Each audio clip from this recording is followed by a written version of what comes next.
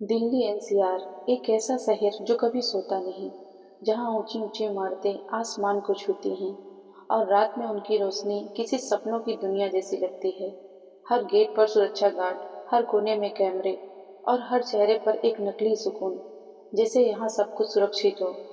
लेकिन क्या सच में ऐसा है? क्या इन चमचमाती इमारतों के पीछे कोई ऐसा अंधेरा छिपा है जिसे देखने की हिम्मत किसी में नहीं?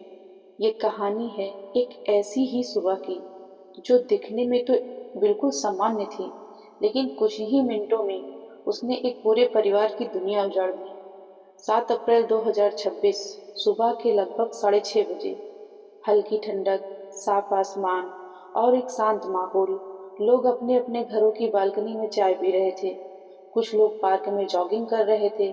सब कुछ सामान्य था, लेकिन किसी को नहीं पता था कि इसी शांति के पीछे एक तूफान छिपा है।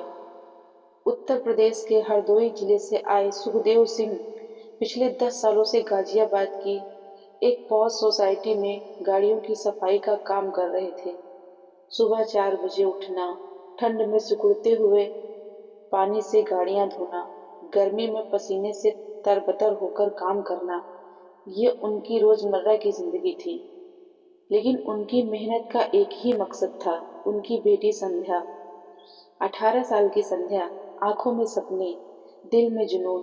वो सिर्फ एक लड़की नहीं थी, वो अपने पिता की उम्मीद थी। वो आईएएस बनना चाहती थी। वो यूपी पुलिस की तैयारी कर रही थी। सुबह दौड़, दिन में पढ़ाई और रात में सपनों की प्लानिंग, यही उसकी जिंदगी थी। वो कहती थी, पापा, बस कुछ साल और, फिर आपको काम करना नहीं पड़ेगा। 7 अप्रैल की सुबह सुखदेव और संध्या रोज की तरह सोसाइटी पहुंचे। पिता बेसमेंट में काम करने चले गए। संध्या पार्क में दौड़ने के लिए रुकी। लेकिन उस दिन कुछ अलग हुआ। सुबह 5:53 संध्या लिफ्ट से जाती हुई दिखती है। वो अकेली है, चेहरे पर कोई डर नहीं। सुबह 5:55 लिफ्ट 16वीं मंजिल पर रुकती है। वो बाहर निकलती है, गलियारा खाली है। और फिर सुबह 5:56 पे एक जोरदार आवाज, जैसे कुछ भारी जमीन पर गिरा हो।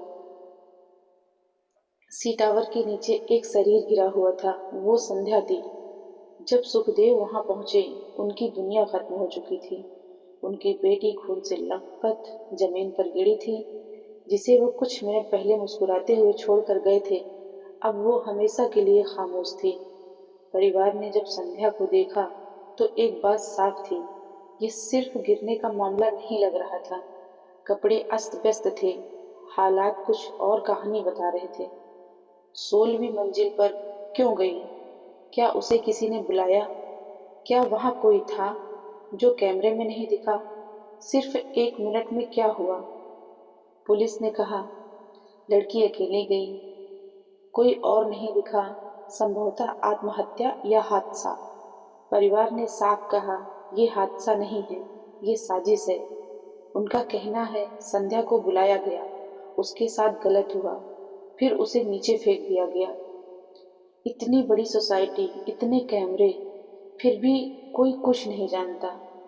यह जानकर भी चुप हैं। सुखदेव सिंह आज भी इंसाफ मांग रहे हैं। एक पिता जो टूट चुका है, लेकिन झुका नहीं। क्या गरीब को इंसाफ मिलता है? क्या सुरक्षा सिर्फ दिखावा है? क्या सच्चाई दबाई जा रही है?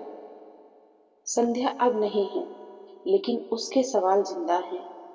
उसका सपना अधूरा है। ये सिर्फ एक कहानी नहीं है, ये एक सवाल है, क्या हम सच में सुरक्षित हैं?